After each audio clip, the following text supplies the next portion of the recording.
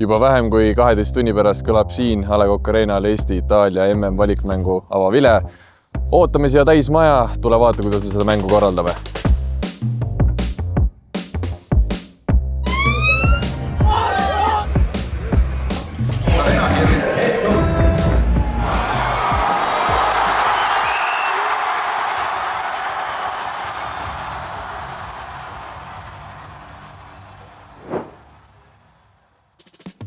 Meil lõppes mängupäeva korralduskoosolek.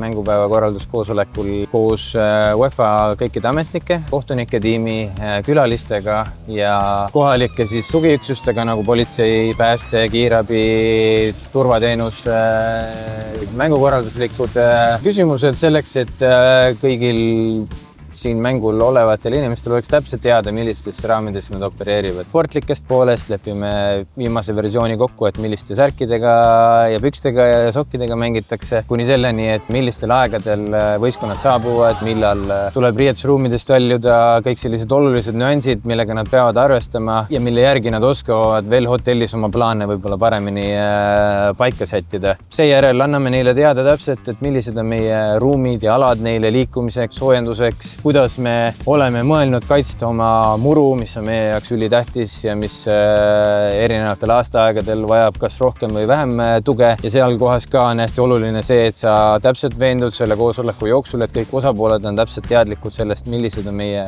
mängureeglid. Puhas visuaalne ring, et vaatan, et midagi lahtist ei ole, midagi ohtlikku ei ole ja teen need kõikide korruste ringid ära, et nii ta lihtsalt on. Ja ütleme, mida ma nagu kontrollin, mis lõppkokkuvõttes on turvavastutus, aga ma olen nagu seda väga isiklikult võtnud, on need samad väravad, et need oleks kas õieti kinni või lahti. Siin on võõrsil vännid jah, ja algselt oli nagu probleem, et turvafirma ei pannud kedagi siia lähedusse nagu seda ust valvama. Ja samas on siin ERR-i kaameramees, et ja kui see oli lahti, siis võõrsil vännidel oli nagu vaba liikumine. Aga nüüd on see teema nagu päevakorrast maas. Üks, näed, ehe näide on ju. Et meil koristajad on juba ära vahetanud ja juba pool täis on ja ka see, et meil on ta lahti, et me oleme ikkagi nipukaga kinni, et ta ei sõidaks kuhugi. See nipukas küll ka ei hoia väga kinni, aga siis on nagu inimesel aru saada, et peab nagu siin olema. Koondise mängude vastavalt vajadusele me 2 korda aastas vahetame seda, kas enne juunimänge või siis enne septembri ja oktoobri mänge. Septembris meil ametlikku mängu ei olnud, oli sõprusmäng, siis me seda ei vahetanud. Täna on ametlikud mängud, me vahetasime. Aeg on kindlasti liiga lühike, et pühapäeval oli Levadia mäng, esmaspäeval vahetasime, nüüd laupäeval on mäng, et ta tahaks kindlasti pikemat kosumisaega, aga ütleme, et ta kestab ära. Riks, sa pidid kõige kõvem joonemees olema. Riks on, tõstab keskelt seda nööri, laseb alla, siis Riks niimoodi vaatab, natukene veel. Lõpus siis tõmbame ta lahti ja välja mängijate veel turvalisemaks lahkumiseks, et keegi neid õllega ei kallaks ja keegi kohtunikul selle keskmise sõrmega silma ei torkaks ja nii edasi. Viimased 4 aastat on ka videokohtunike süsteem olnud oluline osa jalgpallimängust ja Eesti kuulub siis MediaPro klientide hulka. Hommikul on mängueelne koosolek, kus siis osalevad kõik videokohtunike süsteemi eest vastutavad isikud, alates UEFA-st, lõpetades siis minuga, kes siis vastutab selle eest, et kõik osapooled teevad mängupäeval asju õigesti ja terve süsteem töötaks. Ühesõnaga, siin on siis Joonas Tamme, selline väike boks, tema riided, siia lähevad soojendusriided kõigepealt. Nagu näha, siis silt on juba üles pandud, et kogu riietusruumis siis kõigil on oma kohad ja sildid, et igaüks teab, kus on tema koht, on lihtne orienteeruda. Mängijad ise valivad ja siis meie ülesanne on kirja panna, kus nad on, et siis kui mängupäev on, siis nad saavad juba õigesse kohta tulla. Ja siis, Joonas Tamm läheb siia rippu.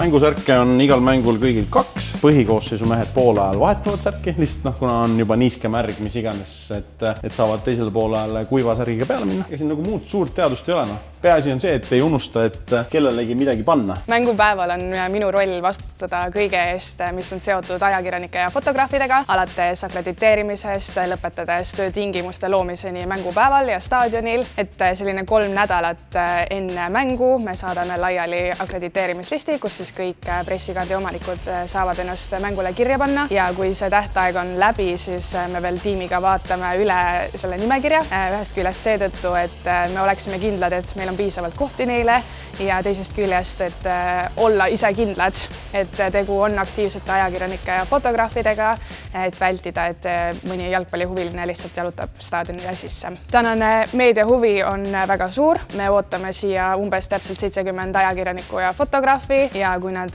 staadionile sisenevad, siis nad saavad minu käest kaelakaardi ja fotovestid, mis siis tagab neile ligipääsu väljaku kõrvale pildistamiseks, kus neil on juba varasemalt valmis pandud toolid ja siis ligipääsu ka meediatribüünile, kus neid ootavad siis nimelised kohad.